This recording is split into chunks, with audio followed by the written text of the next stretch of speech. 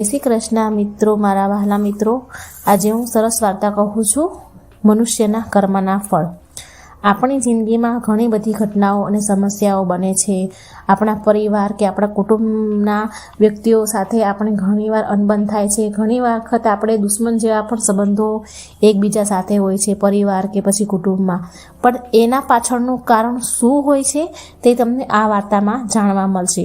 આપણી જીવન જરૂરિયાતમાં જે કંઈ પ્રોબ્લેમો આવે છે એ તમને આ વાર્તામાંથી સમજવા મળશે. અને આ વાર્તા સાંભળી તમને બહુ શાંતિ મળશે અને તમને તમારી સમસ્યાના જવાબ પણ મળી જશે. માટે મિત્રો, મારી વાર્તા પૂરી સાંભળવા માટે તમને વિનંતી છે. મનુષ્યના કર્મના ફળ, આ વાર્તાનું નામ છે. એક નગરમાં એક રાજા હતો. તે બહુ મોટો ધર્માત્મા હતો અને ન્યાય કરવાવાળો રાજા હતા, અને તે ભગવાનના બહુ મોટા ભક્ત હતા. તેથી તેની હવેલી પાસે એક ઠાકોરજીનું એણે મંદિર બનાવ્યું, અને એ મંદિરમાં એક બ્રાહ્મણને પૂજારી તરીકે રાખ્યા. એ બ્રાહ્મણ ખૂબ સાચો અને સારો બ્રાહ્મણ હતો. તે લાલચી નહોતો. તે બ્રાહ્મણ કોઈ દિવસ તે રાજા પાસે કંઈ માંગતો ન હતો. તેનો સ્વભાવ અને તેની નીતિ સાચી હતી, અને તેના જ કારણે તે રાજા તે બ્રાહ્મણથી બહુ પ્રસન્ન રહેતા હતા, તેના પર ખૂબ વિશ્વાસ કરતા હતા. તે બ્રાહ્મણને રાજાના મંદિરમાં પૂજા કરતાં કરતાં 20 વર્ષ થઈ ગયા હતા. તેણે ક્યારેય રાજા પાસે ના તો કોઈ દિવસ કંઈ માંગ્યું હતું કે ના તો કોઈ દી કોઈ પ્રશ્ન કર્યા હતા. તે 20 વર્ષથી સંતોષકારક મંદિરમાં પૂજા કરતા હતા. પછી રાજાના ઘરે એક પુત્રનો જન્મ થયો. તેણે ભણાવી ગણાવીને મોટો કર્યો અને એક વિદ્વાન માણસ બનાવ્યો. અને પછી સમય જતાં તે જુવાન થયો અને તેણે એક સુંદર છોકરી સાથે, એક સુંદર રાજકન્યા સાથે તેને લગ્ન કરાવ્યા. લગ્ન થયા પછી તે જ્યારે લગ્નની જે રાત હતી ત્યારે રાજાનો છોકરો જે રાજકુમાર હતો તે અને તેની પત્ની બંને રૂમમાં ઊંઘવા ગયા, સૂવા માટે ગયા.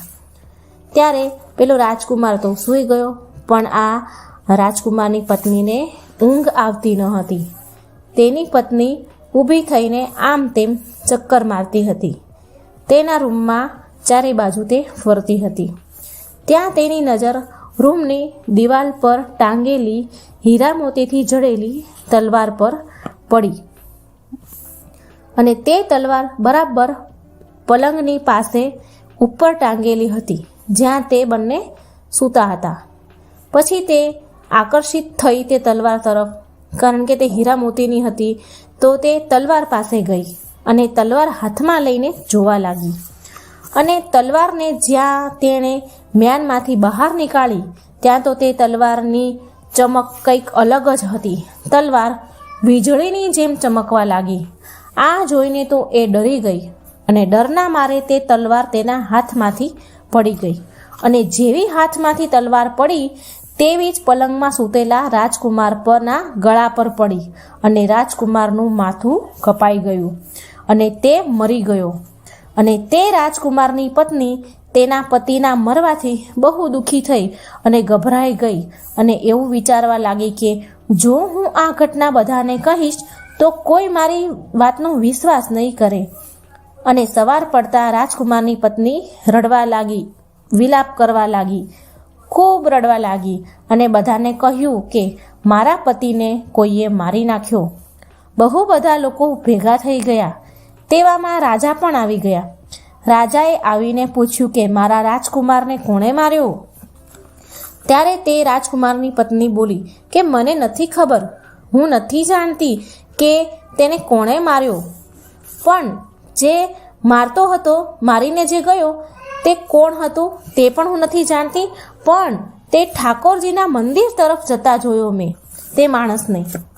ત્યાં તો બધા લોકો અને રાજા સહિત બધા મંદિર પાસે ગયા, અને તે લોકોએ બ્રાહ્મણને પૂજા કરતો ત્યાં જુએ છે. રાજાના સૈનિકોએ તેમને પકડી લીધો. અને બ્રાહ્મણ બોલે છે કે શું થયું, મને શું કામ પકડ્યો, મેં શું કર્યું છે? કારણ કે બ્રાહ્મણ તો કંઈ જાણતો જ નથી. ત્યારે રાજા કહે છે કે તે મારા રાજકુમારને મારી નાખ્યો છે, અને તે હત્યારાને મારા રાજકુમારની પત્નીએ આ મંદિરમાં આવતા જોયો છે અને મંદિરમાં તો તને અમે જોયા છીએ. મંદિરમાં તો તું જ છો, બીજું તો કોઈ છે જ નહીં, તો તે જ મારા રાજકુમારને માર્યો છે. ત્યારે બ્રાહ્મણ બોલે છે, ના, મેં તમારા રાજકુમારને નથી માર્યો. હું કંઈ નથી જાણતો, હું નિર્દોષ છું. પણ કોઈ આ બ્રાહ્મણની વાત સાંભળવા તૈયાર ન હતું. કોઈએ બ્રાહ્મણની વાત ના સાંભળી. રાજાએ પણ વારંવાર વિચાર કર્યો કે બ્રાહ્મણ નિર્દોષ હોઈ શકે છે, તેને હું વર્ષોથી જાણું છું. પણ બધા લોકોના કહેવાથી રાજાને વિશ્વાસ આવ્યો નહીં. તે બ્રાહ્મણ પર તેને વિશ્વાસ રહ્યો નહીં અને રાજા બ્રાહ્મણને કહે છે કે રાજા કે હું તને મૃત્યુદંડ તો નહીં આપી શકું, પણ જે હાથથી તે મારા દીકરાના રાજકુમારનું જે તલવારથી તે માર્યો છે તે હાથને કાપવાનો હુકમ આપું છું. આવું કહીને રાજાએ તો બ્રાહ્મણનો હાથ કાપી નાખ્યો અને બ્રાહ્મણ તો હાથ કાપતા બ્રાહ્મણ બહુ દુઃખી થયો, બહુ પીડા થઈ.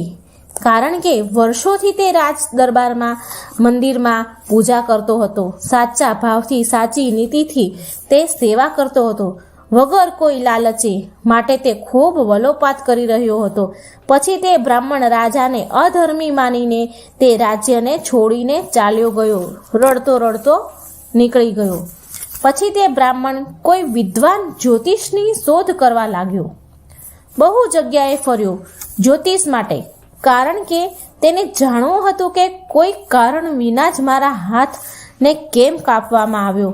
મારો કોઈ દોષ જ ન હતો, તોય મને સજા કેમ મળી?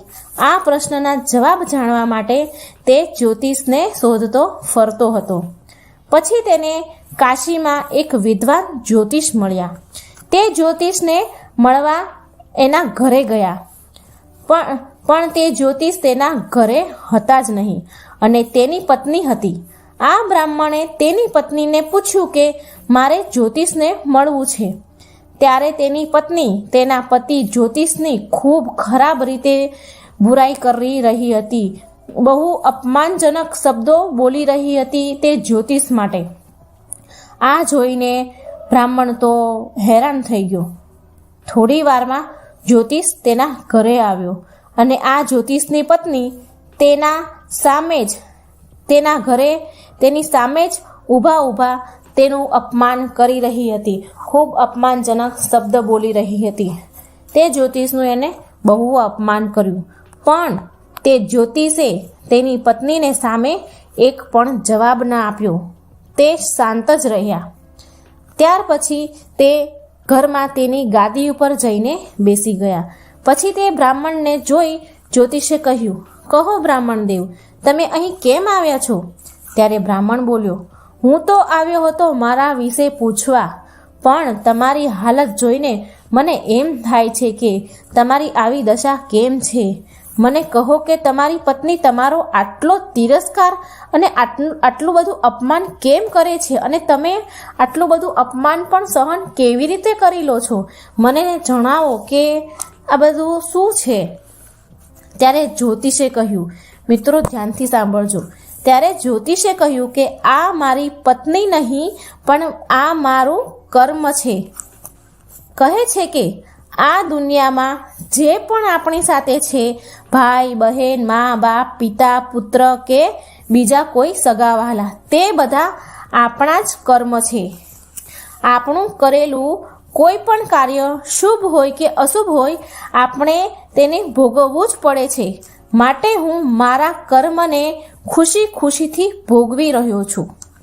બ્રાહ્મણે પૂછ્યું કે તમે એવું તે શું કર્મ કર્યું હતું કે એવું તે શું ઘટના બની હતી તો તમારે આ ભોગવવું પડે છે? ત્યારે જ્યોતિષ કહે છે, ધ્યાનથી સાંભળજો. ત્યારે જ્યોતિષ કહે છે કે ગયા જન્મમાં હું એક કાગડો હતો અને જે આ મારી પત્ની છે તે એક ગધેડી હતી. તેની પીઠ પર એક મોટું ગુમડું થયું હતું. તે ગુમડાની પીડાથી તે બહુ જ પીડાતી હતી. તે ગુમડા પર ખૂબ જીવડા પડ્યા હતા અને તે જીવડાને ખાવા માટે હું તેના ગુમડા પર ચાંચ મારતો હતો. તેના કારણે તેને બહુ પીડા થતી હતી. તેની સહન શક્તિની બહાર તેને દર્દ થતું હતું. અને એકવાર તો હું જીવડા ખાવા માટે ચાંચ મારી રહ્યો હતો ત્યારે મારી ચાંચ તેના હાડકામાં ઘૂસી ગઈ અને ફસાઈ ગઈ અને તે તડપવા લાગી. બિચારી બહુ પીડા થવા લાગી.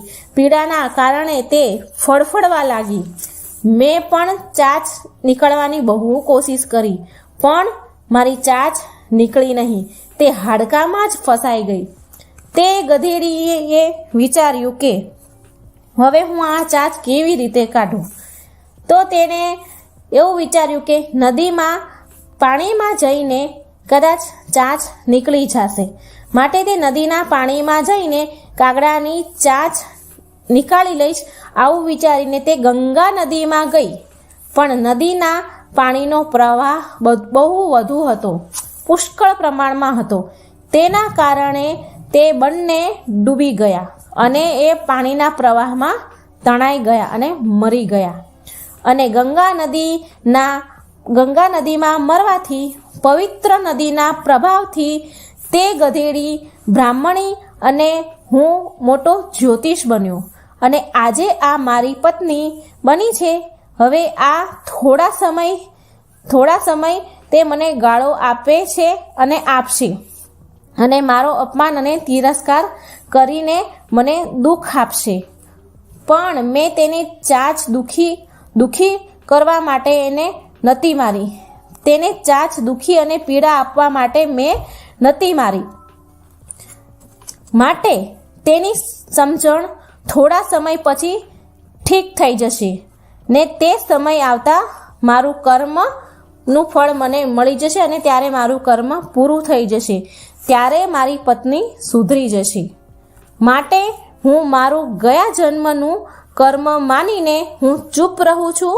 હું જાણું છું, માટે મારા આગલા જન્મનું ફળ માનીને હું સહન કરી લઉં છું. માટે હું શાંત છું અને એ દિવસની વાટ જોઈ રહ્યો છું કે જે દિવસે મારી પત્નીનો સ્વભાવ સુધરી જશે. હવે તમે કહો કે તમે અહીં શું કામ આવ્યા છો? આવું જ્યોતિષે બ્રાહ્મણને તેના આગલા જન્મની વાત કહી. અને પછી બ્રાહ્મણને પૂછે છે કે તમે હવે કયા કામથી અહીં આવ્યા છો? ત્યારે બ્રાહ્મણે તેની સાથે બનેલી ઘટના જ્યોતિષને સંભળાવી અને પૂછ્યું કે અધર્મી પાપી રાજાએ મારા નિર્દોષ હોવા છતાં પણ મારો હાથ કેમ કાપી નાખ્યો? મને આ પ્રશ્નનો મને જવાબ જોઈએ છીએ. ત્યારે જ્યોતિષે કહ્યું, તમે ધ્યાનથી સાંભળજો. રાજાએ તમારો હાથ નથી કાપ્યો, તમારા કર્મએ તમારો હાથ કાપ્યો છે. તેનું કારણ હું તમને કહું છું. ત્યારે બ્રાહ્મણે કહ્યું કે આવું તે શું કર્મ હતું મારું, જેનાથી મારો હાથ કપાયો, મારો હાથ કાપવામાં આવ્યો? ત્યારે જ્યોતિષે કહ્યું કે ગયા જન્મમાં તમે એક તપસ્વી હતા અને રાજકુમારની પત્ની ગાય હતી, અને રાજકુમાર એક કસાઈ હતો. જ્યારે કસાઈ ગાયને મારવા લાગ્યો ત્યારે ગાય તેનો જીવ બચાવીને તમારી સામેથી જંગલ તરફ ભાગી ગઈ. પાછળથી તરત ગાયનો પીછો કરતો તમારી તરફ તે કસાઈ આવ્યો અને તમને પૂછ્યું કે ગાય આ બાજુ આવી છે, તમે તે ગાયને જોઈ છે?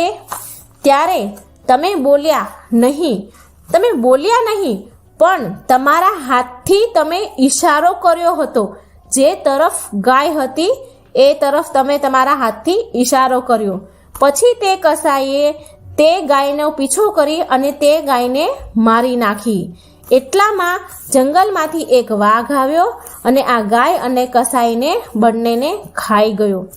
માટે જે કસાઈ હતો તેને રાજકુમારનો જન્મ મળ્યો, અને જે ગાય હતી ને તે રાજકન્યા એટલે કે જે રાજકુમાર હતો તેની પત્ની બની. અને તેના ગયા જન્મના કર્મએ એક રાત માટે બેવને ભેગા કર્યા. કેમ કે કસાઈએ ગાયને દાતરડાથી મારી હતી, માટે રાજકુમારની પત્નીના હાથમાંથી ભૂલથી તલવાર પડી અને રાજકુમારનું માથું કપાઈ ગયું. અને તે મરી ગયો અને તે બંનેએ તેના કર્મનું ફળ ભોગવી લીધું. તેમનું કર્મનું ફળ પૂરું થઈ ગયું અને ગયા જન્મે તમે તપસ્વીના રૂપમાં હતા. જે હાથથી તમે ઈશારો કર્યો હતો ને તે પાપના કર્મથી આજે તમારો હાથ કપાઈ ગયો છે. તે ખરાબ કર્મએ તમારો હાથ કપાવ્યો છે. આમ તમારો જ દોષ છે, કોઈ બીજાનો નહીં. આ કર્મનું ફળ માનીને તમે સુખ શાંતિથી તમારું જીવન જીવો. માટે જે દુઃખ કે કોઈ સમસ્યા આપણે ભોગવી રહ્યા છીએ અને પરિવારમાં પણ જો અનબન થઈ રહી છે તે આ બધા આગલા જન્મનું ફળ છે તેમ માનીને કર્મનો સ્વીકાર કરવો અને શાંતિથી સુખમય જીવન જીવવું એ જ આ વાર્તામાંથી શીખવા મળે છે. મિત્રો, જો મારી વાર્તા સારી લાગી હોય તો મારી ચેનલ લાઈક અને સબસ્ક્રાઈબ જરૂર કરજો. અને તમને આમાંથી શું સમજવામાં આવ્યું હોય, કંઈ સારું લાગ્યું હોય તો કમેન્ટ બોક્સમાં કમેન્ટ કરજો. જય શ્રી કૃષ્ણ. Thank you.